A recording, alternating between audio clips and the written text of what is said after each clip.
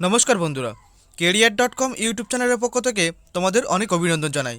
বন্ধুরা, চাকরি সংক্রান্ত নতুন একটি বিজ্ঞপ্তি নিয়ে তোমাদের সামনে আজকে উপস্থিত হয়েছি। তো রাজ্যের সরকারি স্কুলগুলোতে টিচিং এবং নন টিচিং স্টাফ পোস্টে প্রচুর শূন্যপদে কর্মী নিয়োগের একটি নতুন বিজ্ঞপ্তি প্রকাশ করা হয়েছে, যেখানে পুরুষ এবং মহিলা উভয় আবেদন করতে পারবে। রাজ্যের 23টি জেলা থেকে আবেদনযোগ্য। কোন কোন জায়গায় রিক্রুটমেন্ট করা হচ্ছে, তার জন্য শিক্ষাগত যোগ্যতার কী প্রয়োজন, কোথায় কোথায় রিক্রুটমেন্ট করানো হবে, সব তথ্যই আজকে আমরা এই ভিডিওর মাধ্যমে তোমাদের দিতে চলেছি। ভিডিওটি প্রথম থেকে শেষ পর্যন্ত দেখতে থাকো এবং চাকরি সংক্রান্ত এই ধরনের লেটেস্ট আপডেটগুলি সবার আগে পেতে অবশ্যই আমাদের ইউটিউব চ্যানেল সাবস্ক্রাইব করে রাখবে। তো চলো বন্ধুরা, অফিসিয়াল বিজ্ঞপ্তি দেখে নেওয়া যাক। কোন কোন পোস্টে নিয়োগ করানো হচ্ছে, তার জন্য শিক্ষাগত যোগ্যতার কী প্রয়োজন দেখে নেওয়া যাক।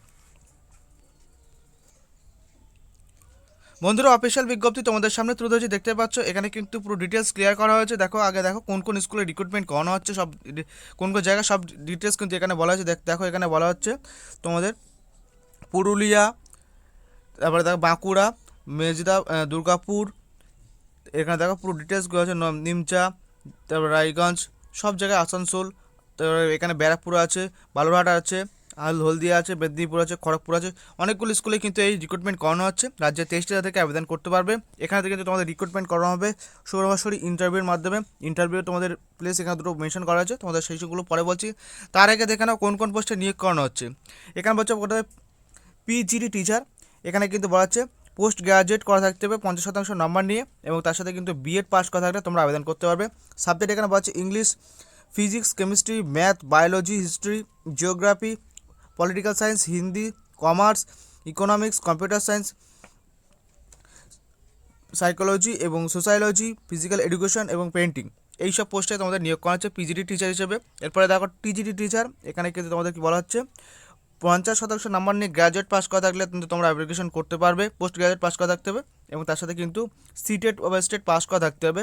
এখানে সাবজেক্টগুলি মেনশন করা আছে। দেখো, এখানে বলা হচ্ছে English, science, math, social science, Hindi, Sanskrit, Bengali, computer science, music, dance and painting and physical education. এইসব বিষয় নিয়ে তোমাকে পোস্ট গ্রাজুয়েট করা থাকতে হবে 50% নাম্বার নিয়ে। তার সাথে কিন্তু তোমাদের বিএড করা থাকতে হবে এবং সিটেট উত্তীর্ণ হলে তোমরা অ্যাপ্লিকেশন করতে পারবে।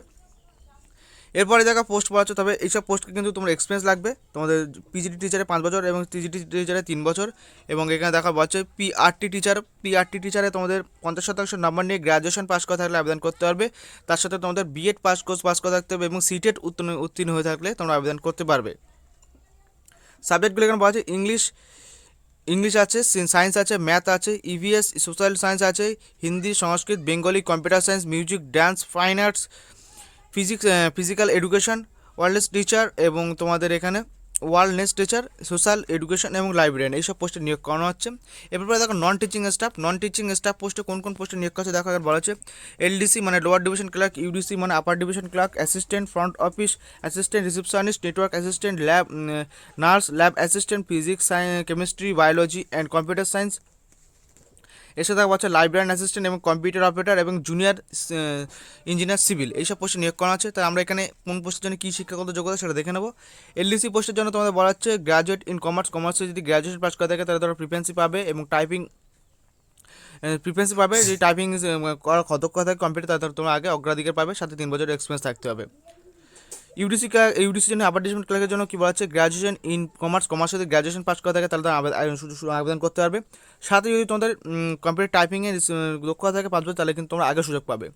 এরপর বলছে অ্যাসিস্ট্যান্ট পোস্টে কী বলা হচ্ছে পোস্ট গ্র্যাজুয়েট এবং গ্র্যাজুয়েট করা থাকতে অথবা গ্র্যাজুয়েট করা কমার্সে, ঠিক আছে, তাহলে কিন্তু আগে আবেদন করতে পারবে। উইথ নলেজ অফ ড্রাফটিং, অ্যাকাউন্টিংয়ের উপর যদি তোমাদের নলেজ থাকে তাহলে কিন্তু তোমরা আগে সুযোগ পাবে। 10 বছরের কাজ করার অভিজ্ঞতা থাকলে এবং ট্যালিতে যদি তোমাদের কাজ করার অভিজ্ঞতা থাকে তাহলে কিন্তু 10 বছরের অভিজ্ঞতা থাকে তাহলে কিন্তু তোমরা আগে সুযোগ পাবে। এবার হচ্ছে front office assistant and receptionist. এখানে কী বলা হচ্ছে গ্র্যাজুয়েট পাস করে থাকতে হবে, নলেজ অফ কম্পিউটার নলেজ থাকলে তোমরা আবেদন করতে পারবে, ঠিক আছে। গ্র্যাজুয়েশন পাস তাদের কম্পিউটার নলেজ থাকতে হবে, তাহলে তোমরা আবেদনযোগ্য। এরপরে বসবা হচ্ছে নেটওয়ার্ক অ্যাসিস্ট্যান্ট। এখানে কিন্তু গ্র্যাজুয়েশন পাস করা থাকলে আবেদন করতে পারবে, তবে সায়েন্স বিষয়ে যদি গ্র্যাজুয়েশন পাস করো তাহলে কিন্তু তোমরা আগে সুযোগ পাবে। এখানে তেমন কিন্তু বলা হয়েছে। পরে বলা হচ্ছে নার্সিং, গ্র্যাজুয়েশন পাস করে থাকতে হবে এবং 3 বছরের ডিপ্লোমা কাজ করে থাকতে হবে। কিসের? জেনারেল নার্সিং কোর্স, ঠিক আছে, জিএনএম নার্সিং, সেই নার্সিংয়ে যদি তোমাদের কোর্স করা থাকে তাহলে তোমরা আবেদন করতে পারবে। তারপর পোস্ট হচ্ছে lab assistant, physics, chemistry, biology. তো এই সব বিষয় নিয়ে তোমাদের যদি বিএসসি পাস করা থাকে মানে বিএসসি পাস করা থাকলে তোমরা আবেদন করতে হবে, তার সাথে কিন্তু কম্পিউটার নলেজ থাকতে হবে। এরপরে post lab assistant computer science, তো কম্পিউটার সায়েন্স নিয়ে গ্র্যাজুয়েশন পাস করা থাকলে তোমরা আবেদন করতে পারবে। এরপরে পড়বে হচ্ছে লাইব্রেরি অ্যাসিস্ট্যান্ট, ঠিক আছে। তো তোমাদের এখানে বলা হচ্ছে, তোমাদের এখানে স্ক্রল করে দেখবো আমরা, এখানে তোমাদের লাইব্রেরি সায়েন্সে বা লাইব্রেরি ইনফরমেশনের উপর যদি তোমাদের গ্র্যাজুয়েশন ব্যাচেলার ডিগ্রি করা থাকে তাহলে কিন্তু তোমরা আবেদন করতে পারবে, এবং 3 বছরের কিন্তু অভিজ্ঞতা থাকতে কম্পিউটারের কাজ করার, ঠিক আছে, তাহলে তোমরা অগ্রাধিকার পাবে।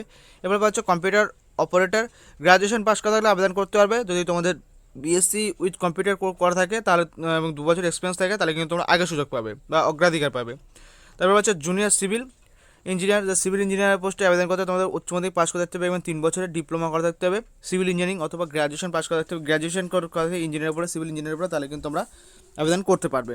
তো এই পোস্টে সব পোস্টে নিয়োগ করানো হচ্ছে, এখানে কিন্তু স্কুলগুলোর নাম মেনশন করা আছে। আমি ভিডিও ডিসক্রিপশন বক্সে অফিসিয়াল ওয়েবসাইট লিঙ্ক বা এবং অফিসিয়াল তোমাদের পিডিএফ লিঙ্ক আমি দিয়ে রাখবো, তোমরা চাইলে সরাসরি ডাউনলোড করে কিন্তু তোমরা দেখে নিতে পারবে। পশ্চিমবঙ্গের সব জেলা থেকে কিন্তু পুরুষ এবং মহিলা উভয় আবেদন করতে পারবে।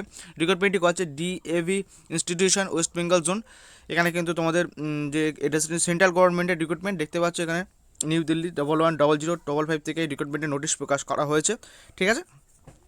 আবেদন করতে হবে তোমাদের অনলাইনের মাধ্যমে, অনলাইনে আবেদন করার লিঙ্কও আমি ভিডিও ডিসক্রিপশন বক্সে দিয়ে রাখবো, তোমরা চাইলে সরাসরি সেখান থেকে দেখে নিয়ে সরাসরি আবেদন করতে পারবে। তো এই ছিল আজকের ভিডিও, নতুন একটি চাকরির আপডেট দিলাম। নতুন ভিডিওর মাধ্যমে যদি তোমাদের ভিডিওটি ভালো লেগে থাকে তাহলে অবশ্যই লাইক করবে, শেয়ার করে তোমাদের বন্ধুদের জানাবে, এবং চাকরি সংক্রান্ত এই ধরনের লেটেস্ট আপডেটগুলি সবার আগে পেতে অবশ্যই আমাদের ইউটিউব চ্যানেল সাবস্ক্রাইব করে রাখবে। তো ভালো থাকবে, সুস্থ থাকবে, ধন্যবাদ আমাদের ভিডিওটি সম্পূর্ণ দেখার জন্য।